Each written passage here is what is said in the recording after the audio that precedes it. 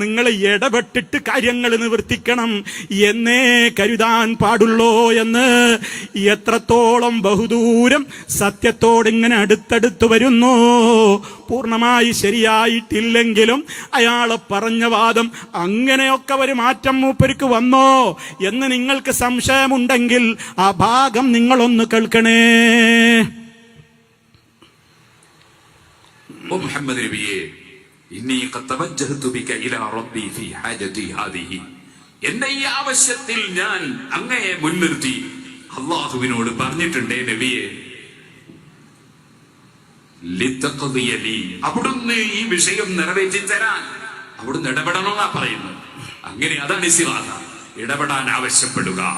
ലിതഖദിയ ലി, തങ്ങൾ നിർവഹിച്ചു തരാൻ എന്ന് പറഞ്ഞാൽ തങ്ങൾക്ക് നിർവഹിക്കാൻ കഴിയോ? ഒന്ന് പോസ് കണ്ടോ, ഒരൊറ്റ മിനിറ്റ്. തങ്ങൾക്ക് നിർവഹിക്കാൻ കഴിയോ? ഇല്ല. പേരോട് പറയണം. ഒന്നും കൂടെ വാചകം വെക്ക്. അള്ളാന്റെ റസൂലിനോട് അങ്ങനെ പറയുമ്പോ തങ്ങൾ നിർവഹിച്ചു തരാൻ എന്ന് പറഞ്ഞാൽ അതിന്റെ മഅന എന്താണ്? തങ്ങൾക്ക് നിർവഹിക്കാൻ കഴിയോ? ഇല്ല. നിർവഹിക്കേണ്ടവൻ അല്ലാഹുവാണ്. അപ്പൊ പിന്നെ നിങ്ങൾ നിർവഹിക്കണം എന്ന് പറയുന്നതിന്റെ അർത്ഥം എന്താ? അതാണ് മൂപ്പര് വിശദീകരിക്കുന്നത്. കേട്ടോളൂ. അവിടുന്ന് ഈ വിഷയം നിറവേറ്റി തരാൻ അവിടുന്ന് ഇടപെടണമെന്നാ പറയുന്നത്. അങ്ങനെ അതാണ് ഇസ്തിഗാസ, ഇടപെടാൻ ആവശ്യപ്പെടുക. ലിതഖദിയ ലി, തങ്ങൾ നിർവഹിച്ചു തരാൻ എന്ന് പറഞ്ഞാൽ തങ്ങൾക്ക് നിർവഹിക്കാൻ കഴിയോ? ഇല്ല. നിർവഹിക്കേണ്ടവൻ അള്ളയാണ്. അപ്പൊ തങ്ങൾ നിർവഹിക്കണം എന്ന് പറഞ്ഞതിന്റെ അർത്ഥം എന്താ? ഇപ്പൊ എന്നോട് ഒരാൾ പറഞ്ഞു, സാധേ ഞങ്ങൾക്കൊരു പള്ളി ഉണ്ടാക്കി തരണോ, എന്നെ കൊണ്ട് പള്ളി ഉണ്ടാക്കി കൊടുക്കാനാവില്ല. പിന്നെ അയാൾ പറഞ്ഞതിന്റെ അർത്ഥം എന്താ? പള്ളി ഉണ്ടാക്കാൻ വേണ്ടി നിങ്ങൾ ഇടപെടണം എന്നാണ്. അതിനാണ് നിങ്ങൾ പള്ളി ഉണ്ടാക്കി തരണമെന്ന് പറഞ്ഞു. നമ്മൾ സാധാരണ പറയുന്നതാണത്. അതുപോലെയാണ് ഈ പറയുന്ന ഭാഷ. ഇനി ബാപ്പന്റെ ഉദാഹരണം പറയുന്ന കേട്ടോളി. അവശനായി കിടക്കുന്ന ബാപ്പാനോട് ചോദിക്കും പോലെ, ഒന്നിനും കഴിയാതെ കിടക്കുന്ന ബാപ്പ, ആ ബാപ്പാനോട് മകൻ വന്ന് പറയുന്നു, ബാപ്പ എനിക്കൊരു വീടുണ്ടാക്കി തരണം. കല്ല് പൊക്കാൻ അയാളെ കൊണ്ട് കഴിയൂല, മരെടുക്കാൻ അയാളെ കൊണ്ട് കഴിയില്ല, അയാൾക്ക് ആശാരിപ്പണി അറിയില്ല, അതേ പടവിന്റെ പണി അറിയില്ല. അയാളോട് വീടുണ്ടാക്കി തരണമെന്ന് പറഞ്ഞാൽ അർത്ഥം എന്താണ്? വീടുണ്ടാക്കാൻ വേണ്ടി നിങ്ങൾ ഇടപെടണമെന്നാണ്. ഇതുപോലെ കേട്ടോ, ഇതുപോലെ ആ വാചകം കേട്ടോ, ഇതുപോലെ ശ്രദ്ധിച്ചോ. കൊണ്ട് കഴിയൂല, മരെടുക്കാൻ അയാളെ കൊണ്ട് കഴിയില്ല, അയാൾക്ക് ആശാരിപ്പണി അറിയില്ല, അതേ പടവിന്റെ പണി അറിയില്ല. അയാളോട് വീടുണ്ടാക്കി തരണമെന്ന് പറഞ്ഞാൽ അർത്ഥം എന്താണ്? വീടുണ്ടാക്കാൻ വേണ്ടി നിങ്ങൾ ഇടപെടണമെന്നാണ്. ഇതുപോലെ നിങ്ങൾ ഇടപെടണമെന്നാണ്. ഇതുപോലെ നബി തങ്ങളോട് പറയാണ്, ഓ നബിയെ, തങ്ങൾ വീട്ടിൽ തരാൻ, അതായത് അല്ലാഹു എന്റെ ആവശ്യം വീട്ടിൽ തരാൻ തങ്ങൾ ഇടപെടണമെന്നാണ് അതിന്റെ അർത്ഥം. അവിടെ നിൽക്കട്ടെ, അതാണ് അതിന്റെ അർത്ഥം. അപ്പോ കാര്യം വളരെ വ്യക്തമാണ്. അൽഹംദുലില്ലാ, നല്ല മാറ്റാണ് മുസ്ലിയാരെ ഇങ്ങൊക്കെ വരുന്നത്. ചേറ്റിയേട്ടിന്ന് മൂപ്പര് പ്രസംഗിക്കുമ്പോ മൂപ്പര് പറഞ്ഞോ, മടവൂര് ശൈഖയെ രക്ഷിക്കണേ, രോഗം സുഖപ്പെടുത്തണേ എന്നൊരാൾ പറയുമ്പോ മടവൂർ ശൈഖിന് രോഗം സുഖപ്പെടുത്താനൊന്നും കഴിയൂല, രക്ഷിക്കാനും കഴിയൂല. അള്ളഹാനോട് ദ്വേർക്കണേന്ന് വിചാരിച്ചിട്ട് പറഞ്ഞതാ. അങ്ങനെ ഉണ്ടല്ലോ. ചിലപ്പോ തീരെ സുഖമില്ലാത്ത ഒരു ബാപ്പ പുരയിലിരിക്കുമ്പോ ആ ബാപ്പാനോട് ഒരാൾ പോയിട്ട്, മകൻ പോയിട്ട് ഉപ്പ എനിക്കൊരു പുര ഉണ്ടാക്കി തരണേ. മരം പിടിക്കാനും ആവൂല, പിന്നെ നമ്മള് ഈ മെറ്റലെടുക്കാനും കഴിയൂല, കല്ല് വെക്കാനും കഴിയൂല, ഒന്നിനും കയ്യിൽ. ഉപ്പാനോട് പറയാ എനിക്ക് പുര ഉണ്ടാക്കി തരണേ. കഴിയാത്ത ആളോട് പറഞ്ഞതിന്റെ അർത്ഥം എന്താ? നിങ്ങളെ കൊണ്ട് കഴിയുന്നത് ചെയ്യണേനാ. നിങ്ങളെ കൊണ്ട് കഴിയുന്ന എന്താ? പൈസ കൊടുക്കണേന്ന് അതിന്റെ മേന, ഉപ്പ എനിക്കൊരു പുര ഉണ്ടാക്കി തരണേ എന്ന് പറഞ്ഞാൽ, അല്ലാതെ അയാൾ കല്ലുപിടിച്ച് പോകണമെന്നല്ല. ഇതുപോലെ ഒരാള് രക്ഷപ്പെടുത്തണേ, സുഖപ്പെടുത്തണേ എന്ന് മടവൂർ ശൈഖിനോട് പറഞ്ഞാല് മടവൂർ ശൈഖ് രോഗം സുഖപ്പെടുത്തുന്ന അല്ലല്ലേ, രക്ഷപ്പെടുത്തുന്നത് അല്ലല്ലേ. അപ്പൊ പിന്നെ പറഞ്ഞതിന്റെ അർത്ഥം എന്താ? രോഗം സുഖപ്പെടാൻ ആവശ്യമായത് നിങ്ങളെ കൊണ്ട് ചെയ്യാൻ കഴിയുന്നത് ചെയ്യണേ. അതെന്താണ്? അള്ളഹാനോട് ദ്വാർക്കണേ. ഇതാണല്ലോ അതിന്റെ ഉദ്ദേശം. അങ്ങനെ ഒരാള് മടവൂർ ശൈഖിന് രോഗം സുഖപ്പെടുത്താനൊന്നും കഴിയൂല, പക്ഷേ രോഗം സുഖപ്പെടുത്തണേ എന്ന് പറഞ്ഞുകൊണ്ട് ഉദ്ദേശിക്കുന്നത് അള്ളഹാനോട് ദ്വാർക്കണേ എന്നാണ്. അങ്ങനെ പറഞ്ഞാലും ആ വിശ്വാസത്തിൽ പറഞ്ഞാലും ശിർക്കാണ്, മുശ്രിക്കാണ്. സലഫി പറയാണ്, ശരിക്കും കേട്ടോ, മഹാന്മാരോട് ദ്വാർക്കാൻ പറഞ്ഞാലും മുശ്രിക്കാണ്, ശിർക്കാണ് എന്ന് പറഞ്ഞാൽ ചെയ്യുന്നോ മുശ്രിക്കാന്ന് ഇവനെ പറയേണ്ടിയില്ലല്ലോ. അവന്ന് വെച്ചു കൊടുക്കുമോനെ.